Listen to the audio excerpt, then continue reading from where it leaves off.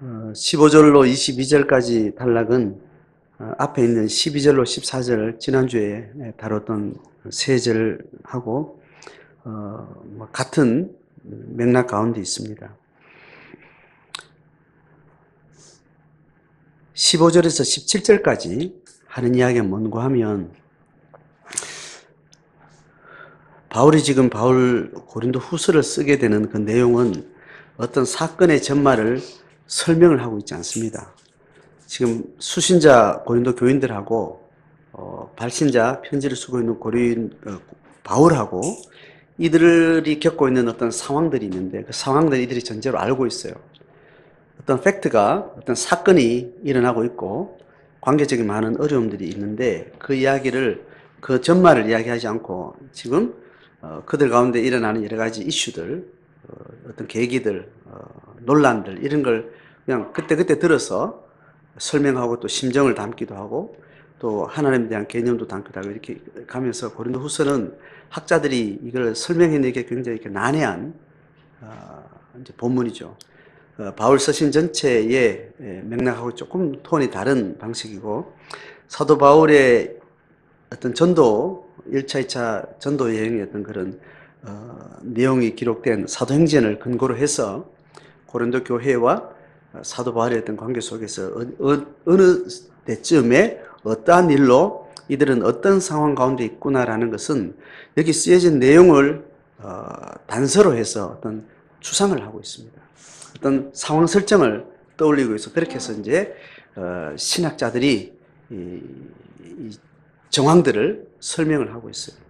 그것에 의지해서 고린도 후서를 이제 우리가 해석하고 그것을 말하고 있는 메시지를 우리가 주목을 하게 되는 거죠. 그래서 바울은 끊임없이 바울의 전도에서 아주 주도적으로 교회를 세우고 단기간이지만 아주 강력한 영적 지도력과 복음 전도 열매들을 이루고 각 지역의 교회를 세우고 그렇게 순회를 하고 있는 중에 바울이 지나간 자리에 시간이 지나면서 그 공동체에 유대로부터 온 많은 유대의 많은 지도자들, 다른 사도들 그들이 지나가면서 그들이 가지고 있는 신앙에 대해서 유대 본토에서 가졌던 구약에 아주 특화된 그런 유대 그리스도인들이 봤을 때 이방인들이 구약의 지식이 없는 상태에서 유대교의 지식이 없는 상태에서 그들이 복음을 받아서 살아가는 삶과 가르침에 대해서 굉장히 이질감을 느끼고 바울의 가르침에 대해서 계속 부정적인 이슈를 자꾸 던지는 그런 과정들이 계속 이제 이어지는 거죠. 그게 갈라디아서에서도 같은 맥락에 있었고 고린도 후서도 약간 성격은 다르지만 또 그런 이제 흐름 속에 있다고 보면 좋겠습니다. 오늘 15절, 17절 내용은 사도 바울에 대한 부정적인 이야기를 지금 어떤 누군가가 하게 되고 그로 인해서 사도 바울의 사도성과 지도력에 대해서 그의 복음에 대해서 순수하지 못하고 순전하지 못하다는 어떤 의심을 제기를 할 때 고린도 교인들도 거기에 어느 정도 생각들이 동화가 된 거죠. 그런 분위기 속에 사도 바울은 자기를 계속 변명하는 겁니다. 자, 그 내용은 15절 읽어보면 이렇습니다. 2번 은혜를 얻게 하기 위해서 고린도 교회를 방문했다는 거예요. 방문했는데 방문의 어떤 과정 가운데 그 다음 여러 여행과 함께 연결되기 때문에 너희에게 이르렀다가 그 다음에 16절에 어디로 갔다가요? 마게도니아로 갔다가 다시 마게도니아에서 너희가 어디에요? 고린도에 가서 거기서 고린도 교회 지체들이 어떤 도움이라는 것은 어떤 재정적인 도움일 수 있고 환경적인 도움이 되겠는데 그래서 유대로 다시 돌아오는 그런 일정이 있었다는 이야기를 하고 있어요.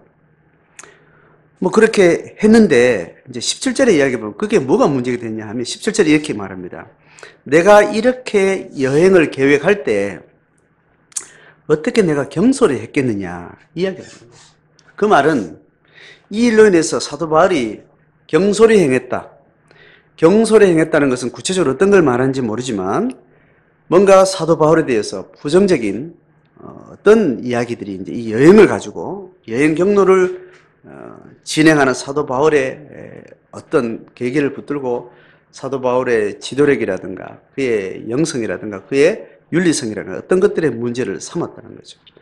경솔이 하였겠냐? 그렇지 않았다는 겁니다. 그러면 그 고린도 교인들도 지금 뭔가 의심을 하게 되고 의심의 문제 제기를 한 누군가에 의해서 사도 바울의 여행 경로를 통해서 봐라, 그 사람이 이렇게 했지 않냐라는 이야기를 했다는 거죠. 그렇게 하고 또 계획할 때 경솔히 하였으려 했다가 또 혹 계획하기를 육체를 따라 계획하여 이렇게 해요. 사도 바울은 철저하게 육체를 의지하지 아니하고 성령을 따라서 하나님의 목적을 따라서 하나님 앞에 계획하고 실행하고 그렇게 하는 사람인데 그가 사사로이 자기 마음대로 자기가 뭔가를 취하기 위해서 그렇게 했다라는 이야기를 들었겠죠. 그래서 경솔히 한 게 아니었다. 그리고 육체를 따라 이 여행을 계획한 것이 아니다. 이렇게 간다 해놓고 내 마음대로 이렇게 바꾸고 계획의 변경이 있을지 모르지만 계획의 변경이 내가 내 마음대로 그렇게 내 목적을 위해서 그렇게 하는 것이 아니라는 이야기를 한 거죠. 자, 그래서 예를 들어 말 예예 하면서 아니라 하나님 내게 했겠느냐. 예예 아니라 이 말은 그 당시에 어떤 화법인 것 같아요. 내가 예 해놓고 돌아서서 다른 행동을 취하거나 다른 말을 하거나 뭐 그렇게 했다. 내 안에 이중적인 어떤 태도를 가지고 여기서는 이렇게 저긴 저렇게 해서 자기의 육체의 욕심을 추구하는 그런 사람 아니냐라는 그런 이렇게 예했다가 그 예하고 다른 어떤 기준들이 상황이 바뀌었기 때문에 그 예를 다른 방식으로 정한 거지 그 예를 말해놓고 그것을 거짓되게 다른 걸 선택하는 게 아니라는 이런 이야기죠. 변경이 있을지언정 그것이 같은 고민의 일관성 속에 어떤 계기가 되어서 변경이 된 거지 내가 이렇게 한다 해놓고 쏘겠다거나 내가 두말했거나 그런 것은 아니라는 그런 맥락이 되겠죠. 자, 이야기해요. 이걸 변명할 때 지난주 본문에도 이야기했죠. 지난주 본문의 맥락을 짧은 내용 안에 사도 바울이 내가 진실함으로 행했다. 그 말은 내가 육체의 지혜로 하지 않고 하나님의 은혜를 따라서 내가 행했다. 그 자기가 그렇게 했다라고 자기가 이야기를 하는 겁니다. 의심하는 사람 앞에. 그런데 이 은혜를 행했다는 것은 증거가 뭐냐면 내 양심이라는 거예요. 사도 바울은 끊임없이 자기 양심의 일관성을 이야기하고 양심에서 일하신 하나님을 증언을 하고 결국은 그 양심을 말하는 그의 삶의 열매를 보고 사람들은 또 확인을 할 수 있겠죠. 그죠? 열매로 확인되지 않는 일로 어떤 추정하는 어떤 일들은 결국은 내가 양심으로밖에 할 수 없는 더 이상 우리는 할 수 있는 게 아니죠. 양심으로 했는데 그걸 안 받아주면 우리는 그냥 당해야 되는 겁니다. 그게 고난당한 십자가의 형태죠. 내가 양심으로 증언하는데 양심을 따라서 하나님 앞에 내가 그래 가고 있다. 그렇게 말하면서 그 양심의 근거를 하나님과 나 사이에 있는 종말에 대한 이 하나님의 약속이다라는 걸 지난주에 이야기를 했습니다. 자, 그렇게 해서 오늘도 내가 이런 여행의 문제로 이렇게 문제가 됐는데 나는 결코 그렇지 않았다. 나는 누구를 따르는가 하면 하나님을 따라서 계속 예를 향해서 가고 있다. 예라는 내가 하나님을 따르는 방식이 있고 내 마음이 또 다른 아니오로 나의 방식이 있어 아버지 갈아타는 방식이 아니다라는 거예요. 그래서 내가 기준 삼고 있는 예 되시는 그 하나님이 어떤 분인가 하면 18절 읽습니다. 시작. 하나님은 미쁘시니라. 우리가 너에게 한 말은 예하고 아니라 함이 없노라. 하나님은 믿을 만한 하나님. 하나님은 신실하신 분이다. 나는 그 하나님의 신실함을 향해서 최선을 다해서 내가 하나님 앞에 순종하는 예를 향해서 가고 있다. 어제 예가 오늘 다른 예가 될 수 있을지언정 내가 하나님과 인도를 받아가는 과정을 끊임없이 하나님의 권위 안에서 어떤 다른 기준이나 다른 계기가 들어오지 않고 계속 하나님의 예를 향해서 가면서 어제는 이 길 갔다가 오늘은 이 길 갈 지언정 하나님 앞에 나는 신실한 하나님 앞에 그냥 따라가고 있다. 그러니 그 하나님을 따르는 나는 어떤 신실함에 문제가 있는 게 아니라고 이제 변증을 하는 거죠. 자, 19절에 나와 실로하는 디모데가 고린도 교회에 하나님 아들 예수 그리스도를 전파했다는 거죠. 그 그리스도는 예하고 아니라 하면 되지 아니하셨으니 그에게는 예만 되니라. 하나님과 예수 그리스도가 우리에게 복음을 주신 그 하나님과 예수 그리스도의 사이 가운데 우리가 만난 예수는 한 방향을 향해서 한 번도 어긋나거나 두말하거나 그렇게 하지 않았다는 거예요. 하나님 앞에. 끊임없이 하나님의 뜻을 향해서 일관되게 예로만 가신 분이 그리스도라는 거예요. 예하고 아니라 하면 되지 아니하셨다는 겁니다. 그분 그리스도에게는 하나님의 경륜에 예하고 이 땅에 오셨고 하나님의 경륜에 맞게 고난의 길을 가셨고 하나님의 복음을 가르치셨고 죽음을 감당하셨고 부활하시고 승천하셔서 하나님의 경륜의 구속 경륜을 이루어가는데 중보자로서 사명을 예라는 방향에서 한결같이 걸어오셨다는 거예요. 그것이 예수 그리스도라고 해요. 자, 그렇게 하고 이제 20절부터 22절 이제 하나님이 어떤 분인가를 이야기해요. 자, 여기에 세 절 사이에 그죠? 삼위 하나님 다 나타나요. 20절 봅니다. 시작. 하나님의 약속은 얼마든지 그리스도 안에서 이해가 되니 그런즉 그로 말미암아 우리가 아멘하여 하나님께 영광을 돌리게 되느니라. 자, 여기서 하나님의 약속이라는 게 나와요. 삼위 하나님 중에 대표성을 가지는 성부 하나님이 구속의 경륜들을 이스라엘 백성들을 통해서 이방에 확장시켜 나가는 그 하나님은 복음을 근거로 해서 예수의 중보를 통해서 회복될 모든 영혼들을 향해서 회복될 피조세계 전체를 향해서 하나님이 약속한 바가 있다는 거예요. 하나님이 예수를 통해서 다시 회복된 그의 백성들, 그의 피조세계 전체를 향해서 하나님이 약속한 게 있다는 거예요. 약속은 여러 가지로 말할 수 있죠. 복음이라고 말할 수도 있고 생명이라고 말할 수도 있고 구원이라고 말할 수도 있고 하나님의 나라라고 말할 수 있고 다양한 하나님의 경륜을 완성해가는 그 어떤 여러 가지 언어로 말할 수 있는 그것이 하나님이 약속했다는 거예요. 하나님이 약속하고 만난 거. 우리가 하나님을 만날 때 하나님과 받은 약속이 이미 계시를 통해서 다 이야기됐어요. 원리가. 그래서 그 약속을 따라 우리가 하나님을 만났다면 우리가 살아가는 삶은 하나님의 약속의 대전제에 부름받았고 우리의 삶은 하나님의 대전제의 그 약속 안에 있을 때 우리가 정직한 하나님의 나라의 제자의 성도의 삶을 살게 되고 하나님의 경륜 가운데 우리가 살게 될 때 그 성도들을 통해서 하나님은 구속의 확장을 계속 이루어가는 겁니다. 주님 오실 때까지. 그래서 기독교 신앙은 하나님 우리가 이미 약속한 바와 이미 계시가 완성된 것 속에 하나님의 경륜이 이미 다 우리 가운데 계시가 된 바예요. 그리고 우리가 하는 기도는 우발적인 것을 기도하는 것이 아니고 모든 우발적인 것을 이미 약속하고 선언된 하나님의 경륜에 올라타는 방식으로 우리의 모든 우발적인 것은 그렇게 수렴되게 되어 있습니다. 그래서 우리의 기도는 예수 믿는 자들의 성경의 기독교 신앙의 기도라는 것은 일상에 벌어지는 모든 일들의 잡다한 것을 구하는 것이 아니고 이 잡다한 것들이 하나님의 경륜과 하나님의 통치력 안에 모든 것이 수렴되시도록 거기에 다 수렴되시도록 우리가 기도하는 거예요. 최종 기도가 그 기도가 아닌 기도는 다 이방인의 기도가 되는 거죠. 하나님의 경륜과 상관없이 하나님을 떠난 하나님의 통치 밖에서 뭔가 내 것을 이루고자 하는 그 어떤 목적을 향해서 기도하는 것이 되는 겁니다. 자, 그래서 하나님의 약속은 어떻다라는 이야기를 이제 풀어가는 겁니다. 뭐라고 합니까? 얼마든지 그리스도 안에서 이해가 되는 거예요. 하나님의 약속은 어떻게 성취되는가 하면, 어떻게 이해가 되는가 하면, 그리스도의 중보를 통해서 되는 거예요. 이건 반론 여지가 없죠. 그로 말미암아, 누구요? 예수로 말미암아, 우리의 모든 하나님의 약속을 구할 때 뭐 한다고요? 아멘하고, 예하고, 하나님의 약속에 공감하고, 믿음으로 가고, 긍정하는 거죠.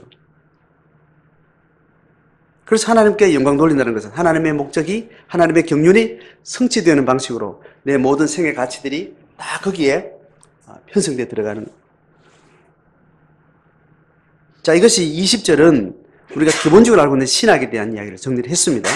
그리고 나서 이 신학을 가지고 지금 사도 바울과 그의 교인들이 가지고 있는 어떤 어려움들이 있는 거예요. 의심이 있고 불신이 있고 서로를 향해서 신뢰가 깨지고 그런 상황이 있는데 이제 21절에 그렇게 우리에게 약속하신 하나님, 그리스도의 중보를 통해서 하나님의 경륜이 아멘되어지고 그래서 아멘에 승복할 때 우리가 하나님을 영광 돌리게 되는 이 기본 센텐스를 가지고 지금 21절에 우리가 가지고 있는 상황을 지금 이렇게 대입을 시키는 겁니다. 뭐라고 하죠? 우리를 너희와 함께 뭐라고요? 그리스도 안에서 굳건하게 하시고. 자, 요 절을요 20절에 앞에 있는 상반절하고 연결해 보세요. 하나님의 약속은 얼마든지 뭐 안에서요? 그리스도 안에서 뭐가 된다고요? 이해가 되는 겁니다. 이게 딱 대칭 구절이거든요. 그리스도 안에서 가운데 있죠. 그리고 끝에 20절은 뭐라고 되어 있어요? 그리스도 안에서 뭐가 된다고요? 아니 20절. 이해가 된다 그랬습니다. 그런데 21절 우리 상황으로 왔을 때는 뭐가 된다고요? 굳건하게 하시고. 자, 그러면 하나님의 약속은 지금 우리 상황에는 뭐예요? 21절에 뭐하고 대칭이 돼요? 우리를 너희와 함께. 지금 우리하고 너희는 어떻게 됐어요? 갈라져 있는 거예요. 의심이 들어와 있는 거예요. 서로 신뢰가 깨진 상태에 있는 거예요. 자, 하나님의 약속은 여러 가지로 말할 수 있지만 갈갈이 찢겨진 모든 사람들의 각자 자기 소견대로 사는 삶이 하나님의 약속은 어디로 수렴될 때 모든 것이 복이 되는 거예요. 생명이 되는 거예요. 하나님의 뜻과 경륜에 수렴이 돼요. 그렇게 할 때 우리가 가진 모든 벽들이 무너지고 모든 것을 그리스도의 통치 아래 들어갈 때 모든 갈등이 모든 불협화음이 하나가 된 하나님 통치 안에 들어가고 그래서 생명이 흐르고 죽음이 살아나고 그렇게 되는 거죠. 지금 그리스도 안에 있는 두 당사자가 어떤 논리에서 하나님의 약속을 같이 받았는데 하나님의 약속이 전혀 구현되지 않는 방식의 어떤 위기 가운데 있는 거예요. 그래서 다시 이들은 예수 그리스도를 중보로 해서 하나님 받은 약속으로 다시 집중해야 된다. 그건 다시 뭐예요? 오늘 말한 뒤에서 굳건하게 하고 관계의 신실성과 신뢰성이 그렇게 흔들리고 와야 되는 이 위기 가운데 다시 그리스도 안에서 하나님이 우리에게 약속하신 바에 우리가 집중할 때 우리가 다시 굳건하게 되지 않겠냐. 그 이야기가 되는 거예요. 자, 그러면 20절과 21절 상반절은 서로 연결되죠. 그죠? 그렇게 하시는 가운데 이 일을 하시는 주체가 누군가 하면 지금 앞에는 지금 계속 약속하신 하나님, 약속을 우리에게 성취하게 하시는 그리스도의 중보 반복해서 해서 이제 이야기를 했죠. 그죠? 그렇게 하고 나서 이것을 실행하는 하나님의 경륜이 있고요. 하나님의 경륜을 실제로 통치로 이끌어내는 왕으로 오신 그리스도의 통치령의 권세를 하나님이 그리스도에게 맡기셨어요. 이것을 통치권자는 그리스도고 이 통치권을 통해서 하나님의 경륜을 완성해 가시는데 경륜을 실행하는 집행자가 누군가 하면 성령 하나님이에요. 그래서 우리는 경험적으로 가장 누구를 먼저 만나는가 하면 성령을 먼저 만납니다. 그래서 성령의 조명에 의해서 예수가 나를 위해서 중보하셨다는 걸 알게 되고 예수를 통해서 하나님이 나의 아버지라는 것을 알게 되는 거예요. 그래서 경험적으로는 우리가 전혀 지식이 없는 상태에서 하나님의 자녀되는 가정 가운데 새 하나님을 첫 번째는 성령을 만나고 그래서 그리스도를 만나요. 그리고 하나님을 만나게 되는데 처음에는 성령이 눈에 안 보입니다. 그냥 내가 그리스도를 만나게 되는데 나중에 돌아보니까 그 그리스도를 만나게 하신 이가 있는데 그분이 성령이다 이렇게 이야기를 하는 거예요. 그래서 그 그리스도를 따르는 삶을 결국 어디로 다시 주목해야 되는가 하면 그리스도를 따르게 하는 집행자의 사역은 결국은 그리스도의 몸된 공동체 안에 머무른 성령이 하신다는 거예요. 그래서 예수의 머리 되심을 따라가려고 할 때 그것을 관계 맺어가는 그 관계의 모든 질서를 아우르는 실제가 누구냐 하면 성령이 하는 겁니다. 뇌가 있죠. 많은 정보들을 막 주고받는데 뇌에 많은 정보를 서로 막 연결 통로를 막 해서 통합해내고 정보를 주고받고 해서 온몸 전체가 아주 유연하게 움직이게 하는 그 기능 가운데 통합하는 그 신경세포가 있는데 그걸 뭐라고 하느냐면 뉴런이라고 들어보셨나요? 뉴런. 뇌가 여러 가지 뇌 기능들이 있는데 뇌 안에 많은 정보들을 주고받는 그 신경세포가 뉴런이라는 거예요. 예수가 머리 되시는데 예수의 머리 되심이 각각 다른 지체들 다양한 사람들이 이것이 하나의 머리 되심의 기능 하나 연결되실 때 그것이 이 오른팔 왼팔이 굉장히 유기적으로 오른팔에 왼팔 지가 아는 것처럼 뭐 감싸주고 밀어주고 박수 칠 때 서로 만나주고 이렇게 하는 걸 누가 통합하는가 하면 신경계를 통해서 뇌가 하는 거예요. 그리스도가 하게 되는 겁니다. 이 기능을 실행하는 자가 성령이라는 이야기를 하려고 하는 것이고 21절 하반절 보세요.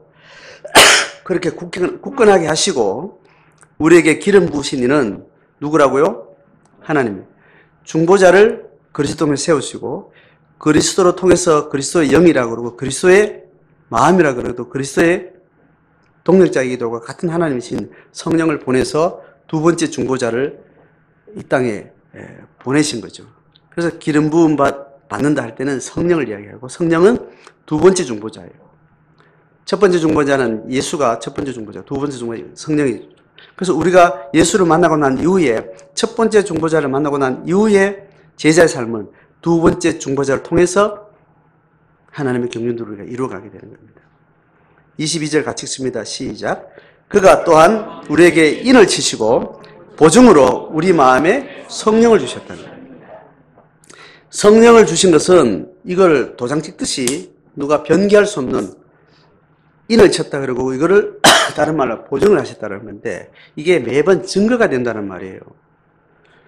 예수가 우리의 주라는 고백이 있는데 이 증거가 우리 일상생활 속에 계속해서 도장을 확인하고 보증 수표를 받아서 매번 보는 건 누굴 통해서 하는 게 아니라 성령을 통해서 하는 거예요. 그래서 우리가 그것을 확인하려면 우리의 깨진 관계가 하나님이 그리스도 말만 다시 굳게 할 때 그때 굳게 하신다는 것을 우리가 확증하는 것은 뭐냐면 굳게 하는 과정 가운데 우리 마음에 오신 성령을 향해서 계속 그리스도의 통치를 묻고 그 통치의 지시를 받았을 때 우리 가운데 굳건해지는 것을 경험할 때 성령이 하신 가르치주고 인도하신 그것이 우리에게 간증이 되고 그것이 보증이 되고 그것이 도장인자가 되어서 봐라 내가 우리가 한 지체가 아니냐. 우리를 통치하시는 하나님은 그리스도는 한 분이지 않냐. 한 분 앞에 우리가 집중할 때 우리의 모든 다양성들이 통합되어지고 서로 어우러지고 서로 함께 한 지체로 다시 굳건이 되지 않냐. 이렇게 경험하는 것이 교회가 성령을 통해서 가지는 보증이에요. 그래서 이 보증은 경험한 사람이 아는 거예요. 그래서 이걸 비밀이라고 이야기해요. 교회는 교회만이 경험하는 그리스도 하나님의 경험의 간증들이 같이 있기 때문에 그래서 우리끼리 아는 비밀이라고 이야기하는 거예요. 교회 안에서는 공공연하지만 이 이치를 전혀 모르는 사람한테는 우리만이 아는 비밀인 거죠. 그 비밀 속에 살아가는 우리의 일상의 삶이 이 비밀의 내용을 모르는 사람들이 이 비밀 속에 살아가는 삶이 육체적으로 살아가는 삶의 현장에서 볼 때 이 사람들은 뭔가 신비한 힘을 가지고 있고 우리가 도무지 넘어서는 어떤 힘을 따라서 신비하게 살아가는 모습을 볼 때 그게 뭔가를 묻게 된다는 거예요. 그렇게 해서 이 성령이 하신 일로 인해서 하나님이 이렇게 계시다. 하나님 우리 주인되어 계시다라는 것을 증명해 보여주고 간증해 보여줄 수 있고 그렇게 도장을 찍듯이 그렇게 세상에 보여줄 수 있게 되는 거죠.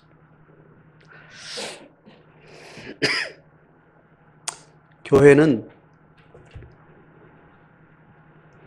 사도 바울이 지금 계속 증언하고 있는 그 방식은 지난주 본문은 우리가 다 하나님의 한 약속을 받은 것을 기억해라. 지금 잡다한 다양성에 대한 저울질하고 만다면 이걸 기준에 가면 어떤 식으로 통합이 안 된다. 가까이 가면 갈수록 서로 아프고 찌르고 서로 입장 차이만 드러나게 되는데 이걸로는 어떤 방식으로는 하나님 일할 수 없다. 하나님이 일하시는 방식은 이 입장 차이가 다양한 사람들이 가진 동질성이 뭐냐는 거죠. 그 동질성은 이 사람도 고린도 교인도 바울도 하나님 앞에 영원한 종말의 약속을 받은 사람입니다. 종말의 약속을 받은 것이 확실하다면 그 판이 어떤 것보다 가장 강력한 판이라면 그 판 위에서 우리의 다양한 것들을 수렴해 내라는 거예요. 네가 포기하든지 상대방이 인정하든지 우리 결국은 종말에 주의 심판 앞에 가서 다 서로 영광스러운 존재를 하나님 받은 약속을 받은 자들인데 이것을 우리가 예수 안에서 이걸 못 받아내면 우리가 뭔가 잘못 보고 있는 거다. 그 이야기를 오늘 다시 반복해서 하게 되는 것입니다. 지난주는 종말론에 대한 이야기를 선언적으로 했다면 다시 실제로 와서 우리 안에 있는 성령을 주목해라. 성령은 예수 그리스도고 성령은 다양한 지체들이 코이노니아 되게 다양한 지체들이 다양한 이질감들이 다양한 관계의 벽들이 하나가 될 수 있도록 성령은 그리스도께로 우리를 가서 우리가 어떻게 하나된 생명의 사람이 돼서 이 다양한 것들이 아무것도 아닌 것처럼 다 용납된 것처럼 예수의 자기 죽음을 내 것으로 가져오면 어떤 다양한 것도 다 수렴되는 그런 경험들을 성령을 통해서 하게 하신다. 그래서 이 과정을 통해서 사도 바울은 앞에 본문에 결국은 고난을 통해서 내가 나를 지하고 싶다는 겁니다. 다른 지체 관계, 고린도 교인들과 관계 안에 네 이게 다름, 나 이게 다르다. 입장차를 주장하고 있었는데 입장 차이를 가지고 뭔가를 말하고 있었는데 그걸로는 어떤 것으로는 일이 안 되더라는 거예요. 입장 차이는 나의 입장을 가지고 뭔가를 말하려고 했는데 고난은 이 충돌에서 일어나던데 결국은 고난을 통해서 하나님 위로는 네가 가진 그 입장이 뭐가 중요하냐. 그거 다 지나가는 건데 네가 가진 입장은 하나님으로 받은 약속이다. 저 사람의 입장이 나를 죽인다 할지라도 네가 하나님으로부터 받은 약속은 그거 아무 문제가 되지 않지 않냐. 그렇게 하나님 위로하셨다는 거예요. 그러고 보니까 다양한 입장으로 현실을 붙들고 있지만 결국은 이 다양한 입장들이 충돌이 일어났을 때 더 이상 나를 의지하지 않고 하나님을 의지함으로 이 다양한 입장 때문에 나는 내 정당성을 말하고 이 다양한 입장 때문에 누군가로부터 공격을 받았고 이 다양한 나의 입장 때문에 어떤 이질감으로 우리가 고통했다면 이것 말고 하나님이 우리를 철저히 의지하게 하시는 약속을 향해서 우리가 자신을 다시 돌아보고 그리고 관계를 다시 돌아보고 이 다양한 입장을 하나님께 어떻게 어우러서 하나님의 경륜으로 사용하시는지에 대해서 좀 거리를 두고 볼 수 있는 하나님의 통치의 시각이 생길 때 내가 더 하나님 앞에 가까이 가게 되고 하나님을 더 신뢰하는 그런 일로 자기에게 경험되었다라고 앞에 본문에서 이야기를 했었어요. 지금 같은 이야기를 여러 가지 방식으로 지금 바울이 지금 논지를 끌고 가고 있습니다.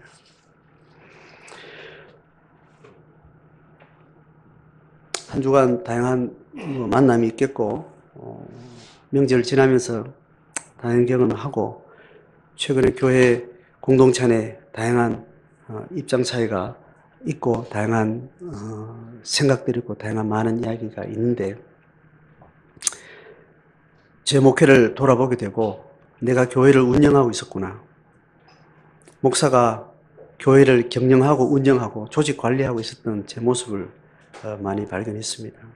오늘도 이렇게 상당히 괜찮은 신학을 풀어내서 말로 맨날 펼쳐냈지만 이 방식대로 제가 교회를 다루지 않고 있었고 관리하고 있었고 관망하고 있었고 목양하는 것을 잘 할 수 없었던 제 자신을 많이 보게 됩니다. 이렇게 치열하게 신학을 두고 성경 본문을 두고 우리 삶에 비춰내는 이런 본질을 가지고 고민하는 교회가 잘 없지만 이런 본질을 가지고 고민하게 되는 이 교회가 감사한 마음이었습니다. 저도 알아서 깨어나야 되고 저도 배우지 않았던 목회를 목회 현장에서 하나님의 성령을 통해서 배우게 되는 것 같습니다. 저뿐이겠습니까? 모두가 그렇습니다.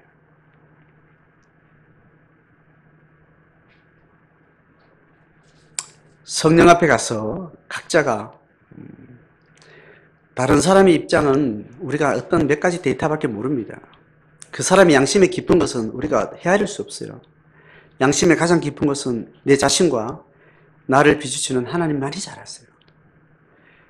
우리가 확실히 아는 것은 나와 하는 것 관계만 확실해요. 밖에 있는 것은 다 우리는 부분적으로 합니다. 풀어내는 방식은 내가 알고 있는 내 자신하고 부분밖에 모르는 당신이 어떤 식으로 통합하려고 어떤 논쟁을 해서 합의를 이끌어낼 수 없는 것은 인간이 가진 그건 다양한 모습이에요. 당연한 모습이에요. 그래서 인간은 본질적으로 창 자체가, 카메라 자체가 자기 자신을 중심으로 볼 수밖에 없는 구조를, 인식 구조와 감각 구조를 가지고 있습니다. 그런데 이거를 넘어설 수 있는 것은 내 양심이 비춘 하나님께 끊임없이 올라가서 하나님이 나를 어떻게 비추는 자기 일관성에 집중하고 자기의 모순을 발견하고 거기에 하나님 앞에 승복해 가는 것. 그렇게 올라가다 보면 내가 다루었던 많은 데이터들이 얼마나 내 중심적이었는가.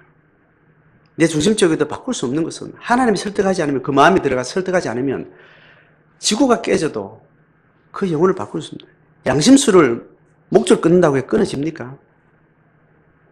내 양심이, 죽음을 담보로 내 양심에 정직한 사람을 어떻게 목줄을 끊는다고 칼을 들이대고 그걸 바꿀 수 있냐고요. 자기 양심을 팔아먹는 기회주의가 아닌다면 자기 양심이 정직한 인격은 어떤 것으로도 그 영혼을 터치하지 않고는 그걸 바꿀 수가 없습니다. 내가 하나님 앞에 나도 모르게 내 양심을 속이고 있고 나도 모르게 밖에 인식 자체가 내 양심을 잘 관리하지 못해서 오늘도 하나님의 빛 가운데 내 양심을 비춰서 내가 고백하는 것, 약속한 것, 그 판 위에서 내가 가지고 있는 언어와 행동과 말과 내 자신을 잘 돌아보면서 내 안에 일관성이 있었는가? 하나님을 믿는 신앙의 고백의 전제 위에 내가 어떤 말을 했는가? 바라봤는가를 자기의 재구성들을 하나님 앞에 끊임없이 성령께 비추어야 하나님 우리를 통합해내는 것입니다.